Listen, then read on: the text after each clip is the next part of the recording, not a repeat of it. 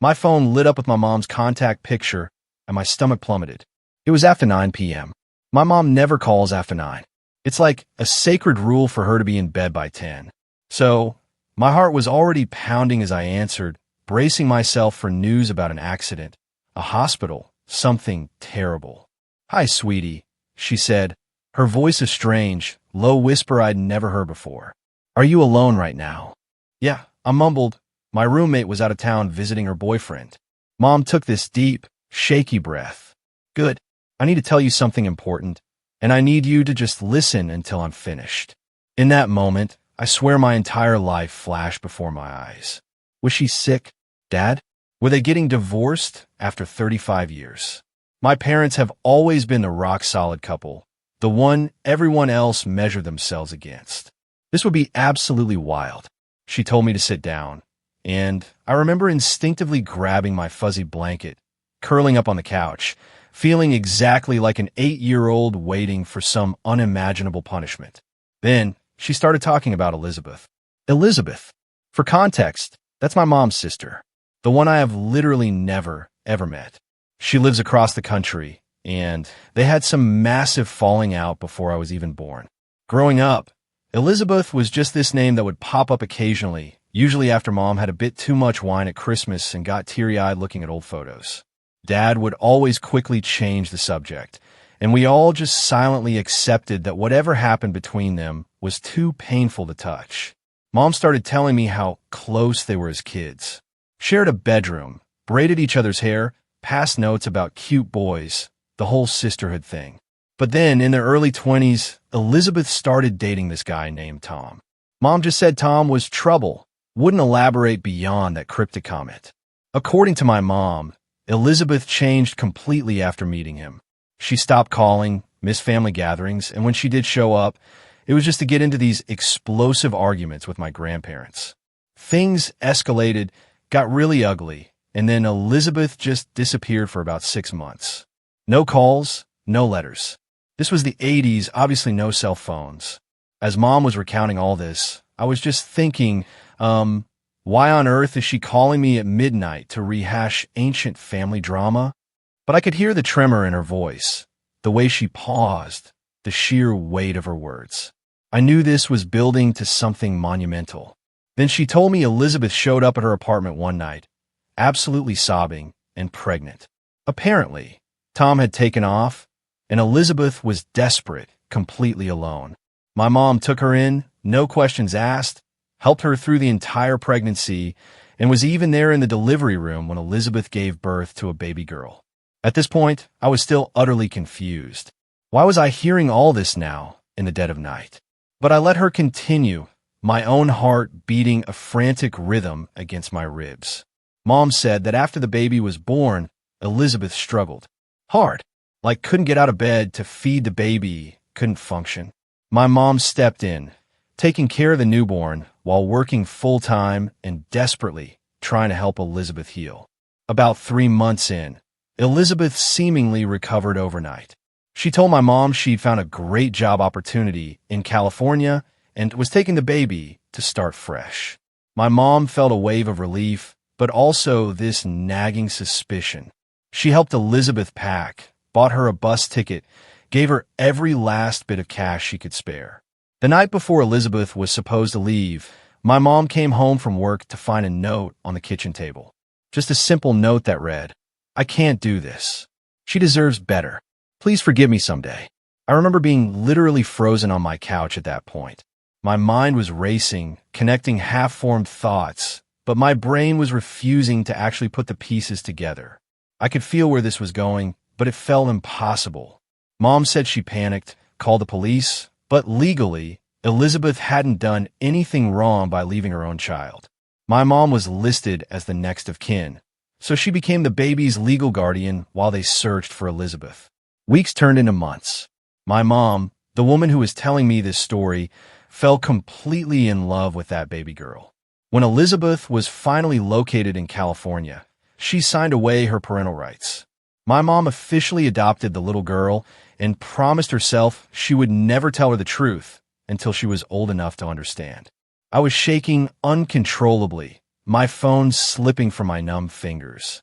I fumbled to pick it back up, a desperate urgency to hear the words I already knew were coming but wouldn't believe. "Sweetie," she whispered, her voice choked with tears. That baby was you. Elizabeth is your biological mother. I'm actually your aunt." I couldn't speak, couldn't breathe. The woman I had called Mom my entire life was actually my aunt. The mysterious sister I'd never met, this phantom of family drama, was my biological mother. And she had abandoned me. Mom, I don't even know what to call her now, started crying harder, saying she'd wanted to tell me for years but never found the right time. She said Elizabeth had reached out to her just last week, asking if they could reconnect after all these years, and she felt I deserved to know the truth before that happened. I hung up, didn't say goodbye. I haven't spoken to Elizabeth since. First update. So yeah, hi again. I'm back, and I wish I could say things are less chaotic, but honestly, it's like the opposite. I don't even know how to start this, because it's not like I did anything right after the call. I literally just sat on my couch in the dark, wrapped in my gross old hoodie, doom scrolling through Instagram reels and trying not to think about it. Which, spoiler alert, didn't work. I slept maybe 2 hours. Max woke up with that awful taste in your mouth when you know you're about to cry again. I just kept moving. Went to the kitchen, made coffee, stared at the fridge like it was about to explain something profound to me. I think I texted my roommate, Megan, at some point, just a casual, "Hope you're having fun. Don't worry about the cat. All good here. LOL. What a lie." There were like 3 days where I was just in autopilot mode. I went out, did my normal stuff, but I kept replaying the phone call in my head. I'd be at the store, and suddenly I'd remember her voice, all shaky and weird, and my chest would just go tight. I kept thinking I should call her back, or at least text. But every time I picked up my phone, I just got mad. Like, actually mad, which isn't like me. I'm usually the let's talk it out person. But this felt different. I kept thinking, why now? Why me? Why not just keep it buried forever if you hid it this long? And then I'd spiral into, what else did she lie about? Which fun. Love that for me. Megan came back from her boyfriend's on Sunday night, I think. The second she walked in, she was like, "You okay?" And I just said, "Yeah, I'm fine." Because, what else do you say? But I guess I wasn't hiding it very well because she kept side-eyeing me while she unpacked her bag and then finally just dropped onto the couch next to me, still wearing her boots, and said, "Okay, spill. Because you look like you just found out your cat is a lizard or something." She's not subtle, LOL. I don't know why, but I just blurted it all out. Didn't even make it make sense. Just the whole "my mom isn't my mom" thing, and how she's actually my aunt, and Elizabeth is my bio mom, and I'm basically the family secret. Megan just sat there, letting me talk.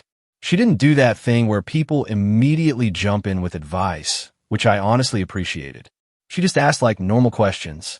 The kind you'd actually ask if your best friend told you something insane. How do you know it's true? Are you going to meet Elizabeth? Do you even want to? Did your mom ever mention anything else weird?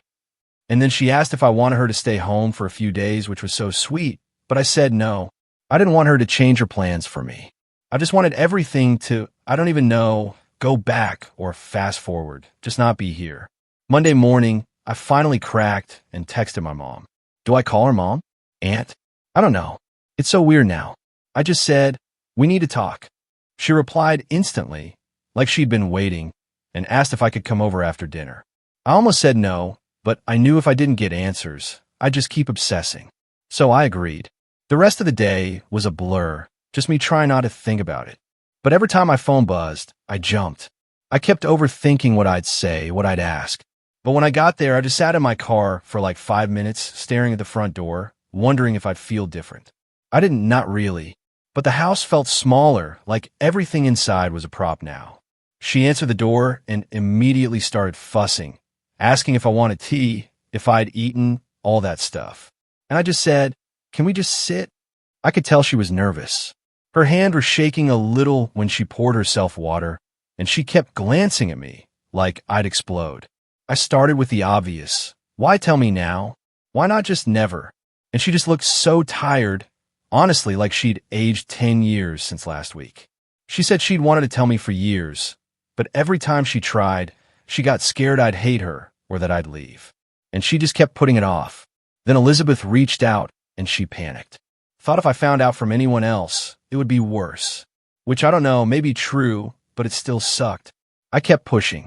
I wanted details. What was so bad about Tom? Why did Elizabeth leave me?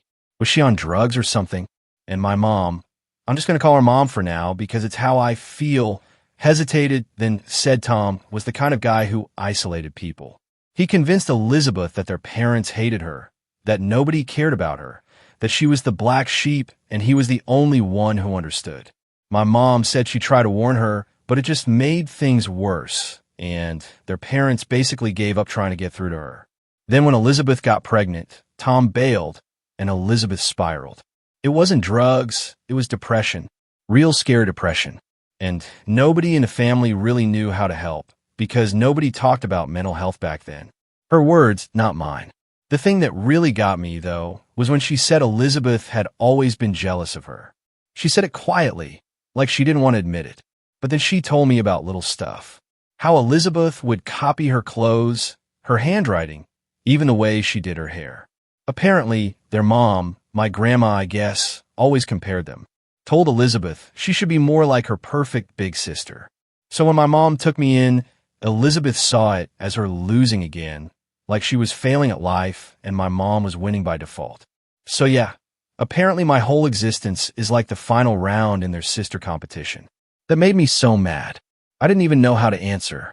I asked if she ever thought about telling me when I was a kid, and she just stared at her hands and said, so many times, but every time she chickened out. At that point, I just kind of lost it. Not screaming, but I told her it felt like my whole life was a lie, like I was just a prop in their drama. I said, do you even get how messed up this is? You just decided for me, forever, and now I don't know who I am. She started crying again, but I just sat there. After a few minutes, she wiped her face and told me Elizabeth wanted to meet me. Said she'd emailed her and asked if she could reach out. And Elizabeth wrote back a long letter. Mom said she hadn't read it, just forwarded it to me. Said she thought it should come from her directly. I checked my email on my phone, and there it was. Subject line, just for you. I didn't open it. I just stared at it, then put my phone face down.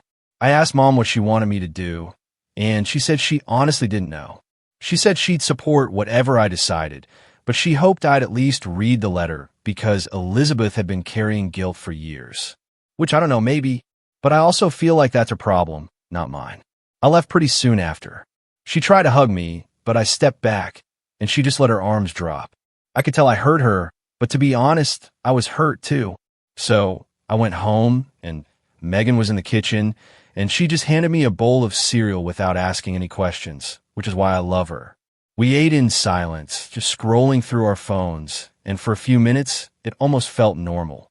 By the way, if you're still with me on this wild ride, make sure to hit subscribe.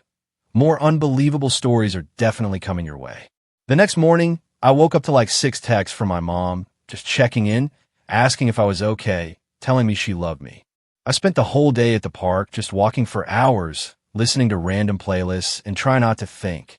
At one point, I saw a mom with a little girl, and I almost laughed because it felt so fake, like how do people just go on like nothing happens? Megan kept asking if I'd read the email, and I kept saying no. But finally, after 3 days, I caved. I waited until she was out, poured a huge mug of tea, sat on the floor with my laptop, and opened it. The letter was long and clumsy. Elizabeth wrote about how sorry she was, how she wished things were different, how she thought giving me up was the right thing, how she was scared of being a mom, how she watched my mom raise me from a distance sometimes, which honestly made my skin crawl a little. Like, what does that even mean? Was she stalking me, or just checking in with family? She said she was in therapy now, that she'd spent years rebuilding her life, and that she wanted to meet me if I was willing, but understood if I didn't.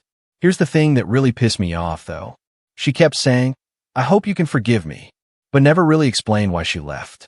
Like, she talked about being scared, about Tom being awful, but she never said, I left because of this specific thing.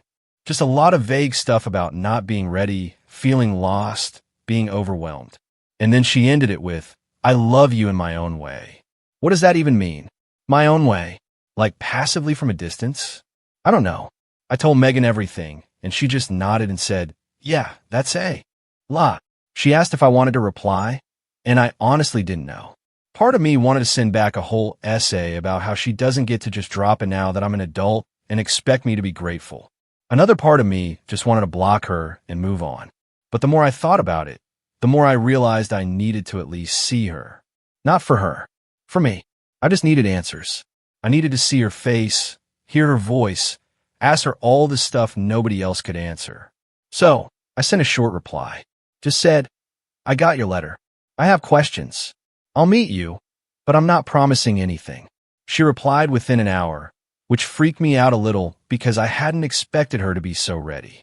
She suggested we meet at a coffee place downtown, middle of the day, public, neutral. I agreed, but I told her I wasn't coming alone. Megan offered to come just to sit nearby, and I said yes. I told my mom I was going to meet Elizabeth, and she freaked out. Not yelling, but clearly upset. She kept saying, "Are you sure? You don't have to do this. She's not who you think." She started going on about how Elizabeth always makes things about herself, how she twists the story, how she's still unstable. And I just snapped.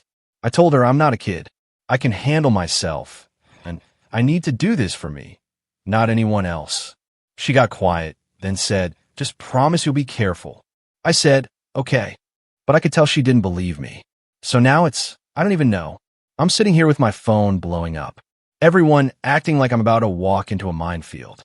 And maybe I am, but I can't just not know. I can't go my whole life with this question hanging over me. Megan keeps saying she's proud of me for facing it head on. But honestly, I just feel tired. Like permanently tired.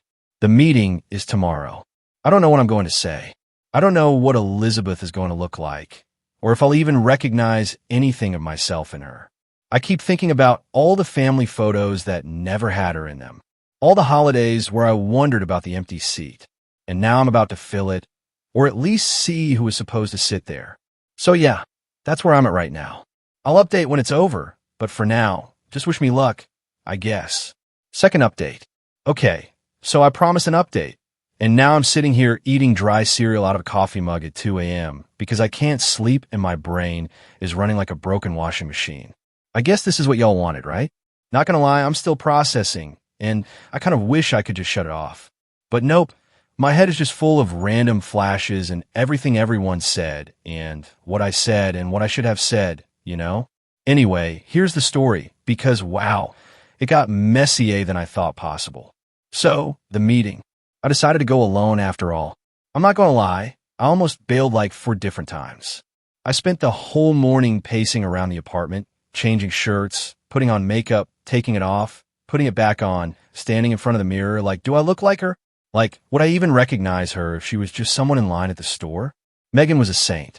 She just let me rant and even let me borrow her headphones so I could put on some music and drown out my thoughts for a bit.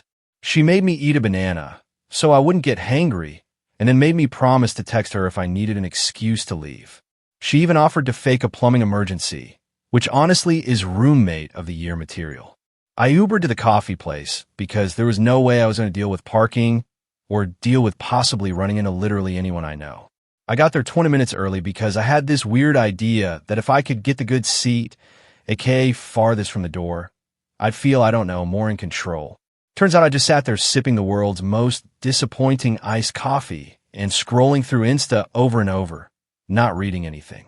Every time the door opened, I looked up, hard in my throat, and then went back to pretending to check my notifications. There was some guy with a laptop watching soccer highlights at the next table, and a girl in a big scarf who kept glancing at me like she thought I was waiting for a Tinder date. Elizabeth was exactly 2 minutes late. I spotted her as soon as she walked in because she just looked like me, but older, and with this weird nervous energy, like she was trying not to take up too much space. She hesitated by the door, scanning the room, then saw me and sort of half smiled.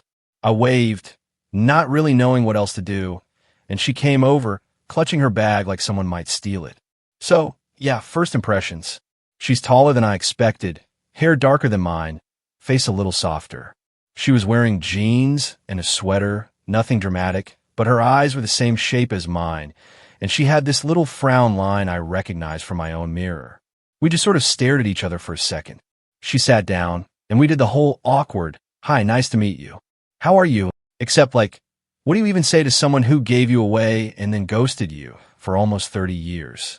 She said I looked so much like her at my age, which kind of stung in a way I didn't expect. I just nodded and said, thanks. And then we sat there in silence for a bit, both pretending to look at the menu even though we'd already ordered. I could tell she was nervous. Her hands were fidgeting with her sleeves, picking at her nails.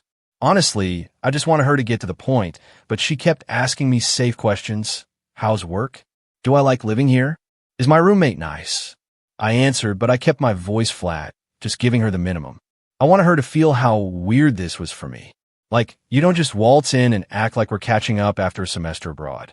After about 10 minutes, I just blurted out, so, why did you leave? She looked like I'd slapped her, but I didn't care. I was tired of playing nice. She started talking slow at first about how she was overwhelmed, how she was so young and alone and didn't know how to be a mother. I interrupted and said, but you had my mom. You had family. She started tearing up, saying it wasn't that simple, that she felt like a burden, that after Tom left, nobody looked at her the same. She said my grandparents kept comparing her to my mom, kept saying she was the problem, and she just felt like she was drowning. I asked her if she ever thought about coming back. She said she did, all the time, but every time she called, she'd hang up before anyone answered. She said she watched from a distance, heard about my birthdays and holidays, but she never wanted to ruin things for me. I told her, that's not how it works. You don't get to just peace out and then act like you're protecting me. You didn't even try. She started crying, just sitting there in public, dabbing her eyes with a napkin, and I just sat back and let her. I wasn't going to comfort her. It didn't feel right.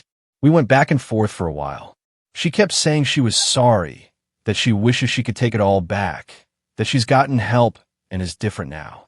I told her, that's great for you, but it doesn't really help me. I asked her if she ever thought about how it felt for me, growing up feeling like I was always a little bit outside of my own life, like something was missing and I didn't know what. She said she thought about it all the time. She said she had nightmares about me hating her, about me never wanting to see her.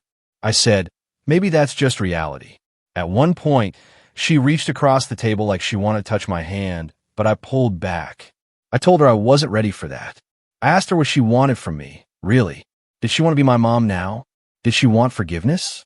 Did she just want to clear her conscience so she could move on? She said she honestly didn't know. She just wanted to know me, even if it was just once. This is where it got even messy, because my phone started buzzing like a bunch all at once. I glanced at it and saw text from my mom, the one who raised me, and then a missed call from my grandma. I ignored them, but then Megan texted me, "Are you good?" And I realized I'd been sitting there for almost an hour. I told Elizabeth the first needed a break, and she nodded, said she understood. I stepped outside, called Megan, told her I was fine, but needed another 30 minutes. She told me my mom was freaking out, that she called the apartment looking for me. I guess I should have told her where I was going, but honestly, I didn't want to deal with her trying to stop me. I went back inside. Elizabeth was still there, staring at her phone. I told her about the messages, and she asked if I wanted to talk about my mom. I told her I didn't even know what to call either of them anymore. I said, it's like I have two moms and no moms at the same time. She smiled, but it was sad. She said, I get that. I always felt like a daughter, but not really a daughter too. She started telling me more about Tom, like how he was controlling, how he'd tell her she was worthless, how he'd check her phone and go through her stuff and make her feel like garbage for even talking to her sister. She said by the time I was born, she didn't trust anyone, not even herself. She said when she left me, it wasn't because she didn't love me. It was because she thought I'd be better off with someone stronger. I said, so you just gave up? She nodded. And for a second, I thought she was going to get mad, but she just looked exhausted. Then she told me something I wasn't expecting. She said she resented my mom for stepping in. Not because she didn't want me cared for, but because she felt like she lost twice. Once when Tom left, and again when she saw how happy I was with my mom. She said every time she saw pictures, I guess Grandma would send them sometimes, she'd feel relief that I was okay, but also this burning jealousy that she couldn't be the person raising me. I asked her, so, were you mad at me? Did you hate me for being happy? She said she never hated me, but sometimes she hated herself for not being enough. At this point, I don't know. I couldn't tell if I felt sorry for her, or if I was just angry all over again. We were both just sitting there, staring at our drinks, not talking. The coffee shop started to get busier, and I noticed a couple people glancing at us, probably wondering what her deal was. I didn't care. Then, because life loves drama, my phone rang again, and this time it was my grandma. I picked up just to stop the buzzing, and she immediately started asking if I was okay, if I was safe, if I needed a ride home. I told her I was fine, that I was with Elizabeth, and she just sighed and said, "You know how your mother gets." I said, "Which one?" And she went quiet. Then she said, "Just come for dinner tonight if you can. We all need to talk." I told her I'd think about it. Hung up, told Elizabeth about the dinner invite. She looked nervous, said she hadn't seen her parents in years, not since she signed the papers. She asked if I wanted her to come. I said I didn't know, but maybe it was time for everyone to stop hiding. The last half hour was a blur. We talked about stupid stuff. Favorite movies, music, foods we hate. She laughed when I said I still can't eat Brussels sprouts. Said it was genetic. I could see little pieces of myself in her, which was honestly the weirdest part of all. At the end, we just kind of sat there, neither of us wanting to leave first. She finally stood up, slung her bag over her shoulder, and said she hoped I'd call her again. I said I'd think about it. She nodded, then just walked out. No hug, no tears, just gone. When I got home, my mom was waiting in the kitchen. I could tell she'd been crying. Her eyes were red and her nose was all puffy. She just looked at me, waiting. I put my bag down and sat across from her at the table. She asked if I was okay, if Elizabeth had said anything weird. I told her everything, not sparing the messy parts. She got defensive, said Elizabeth always played the victim, that she'd always blamed everyone else for her problems. I told her it sounded like everyone in this family had been blaming everyone else for a long time, and maybe that's why I never knew the truth. She started to argue, but I just held up my hand. I said, "I'm not picking sides. I just want the truth." She said the truth was that she tried her best, that she loved me, and that if she could do it all over again, she'd still choose me. I told her I believed her, but that didn't mean I wasn't angry. Megan came home in the middle of all this and just quietly put her headphones on and went to her room because, yeah, who wants to walk into that? Later, she texted me from literally 10 feet away, asking if I needed ice cream or to scream into a pillow. I just sent her back the skull emoji. I went to the dinner at my grandparents' house because at this point, why not just rip the Band-Aid all the way off? Everyone was there. My mom, Elizabeth, grandma, grandpa, even my cousin Riley, who just kept making awkward jokes about family reunions. The tension was wild. Grandma kept trying to act normal, passing dishes and asking about the weather, but nobody was eating. Elizabeth barely spoke. My mom kept glaring at her, and Grandpa just sat there staring at his plate. Eventually, Grandma tried to start a real conversation, saying we needed to talk, not just pretend nothing happened. My mom immediately started in, saying Elizabeth had no right to just show up now, that she'd given up her chance, that she was just trying to stir up drama. Elizabeth fired back, saying she'd been pushed out, that nobody ever wanted her there, that she was just doing what everyone expected. I couldn't sit there and listen to them go back and forth, so I finally just snapped. I said, "This isn't about either of you. It's about me. I'm the one who's been lied to for my whole life. I'm the one who has to deal with all this, not you." I told them I was done being the reason they fought. I said I was tired, and I wasn't going to pick sides, and if they wanted to be in my life, they needed to figure their stuff out without using me as the excuse. There was a long silence after that, just everyone sitting there staring at their food. Grandma finally said she was sorry, that they'd all failed me in different ways. Grandpa just nodded, still not looking up. My mom started crying again, and Elizabeth just looked away. I left before dessert, just grabbed my bag and walked out. Nobody tried to stop me. Now I'm back in my apartment, Megan asleep, the cat curled up on my blanket, and I'm sitting here wondering what comes next. I don't feel better exactly, but I do feel clearer. Like, at least I finally said what I needed to say. I don't know if I'll ever really forgive either of them, or if I even want to, but I do know I'm not going to let them keep using me to fight old battles. I guess that's the update.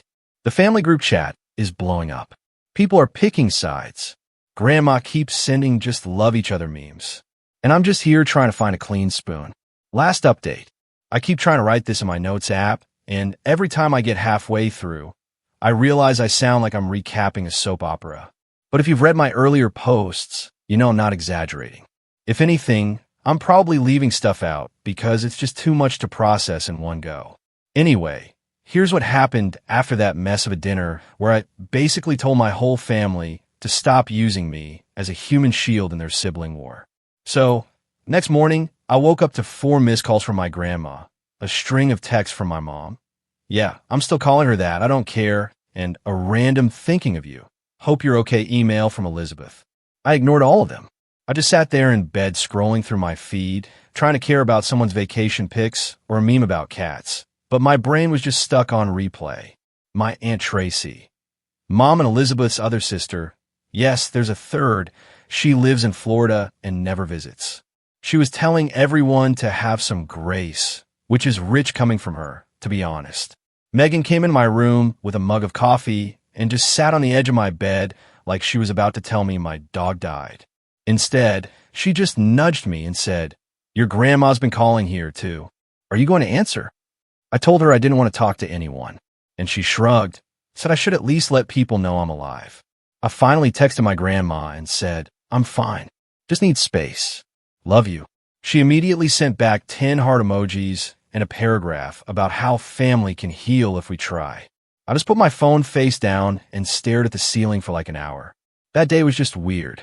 I went for a long walk, bought myself a donut, sat in the park watching 2 kids try to catch a squirrel. I realized I was just waiting for someone to show up like my mom was going to appear out of nowhere and demand I come home, but nobody did. And by the time I got back to the apartment, Megan was making pasta and playing music, and it almost felt normal again.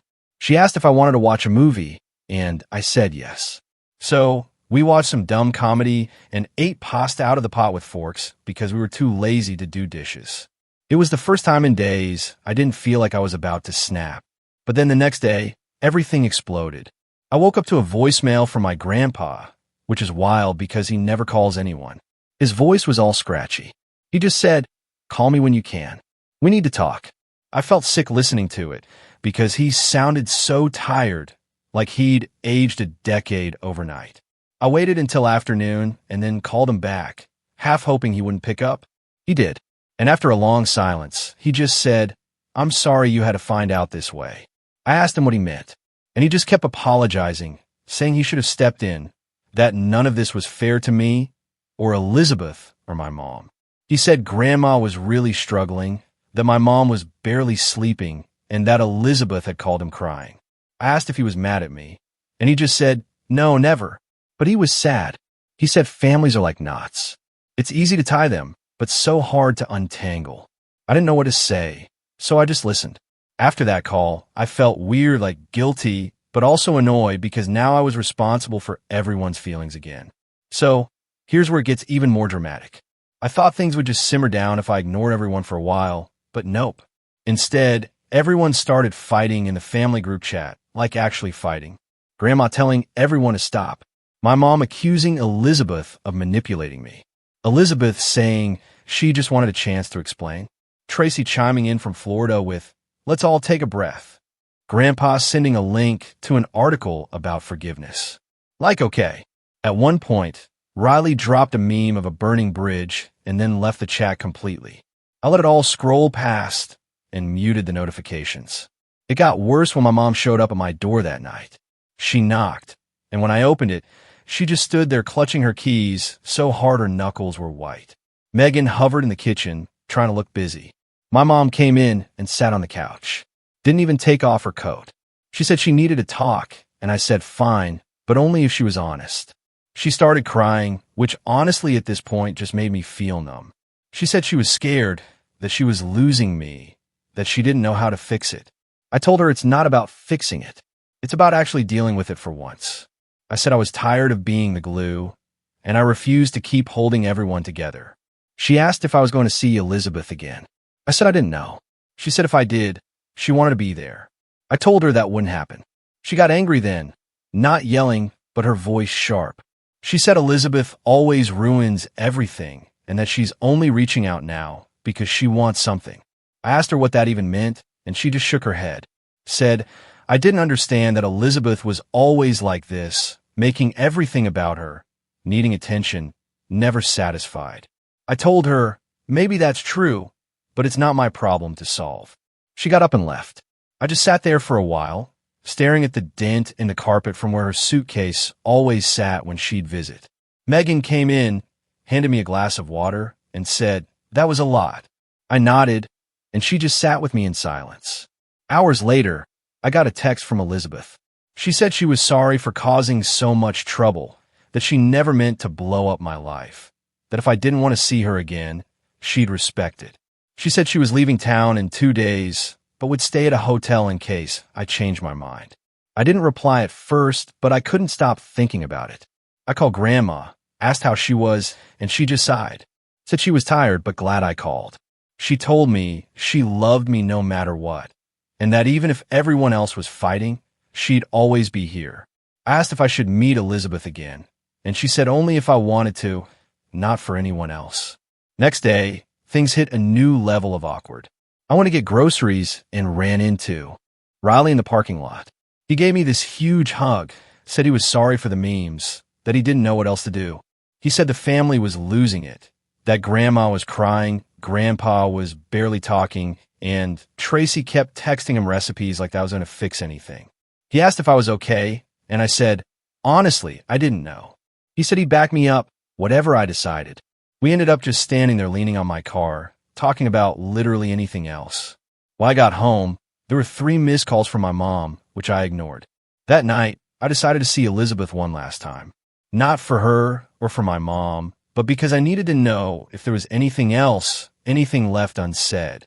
I texted Megan, told her where I was going, set up my phone to share my location. Safety first.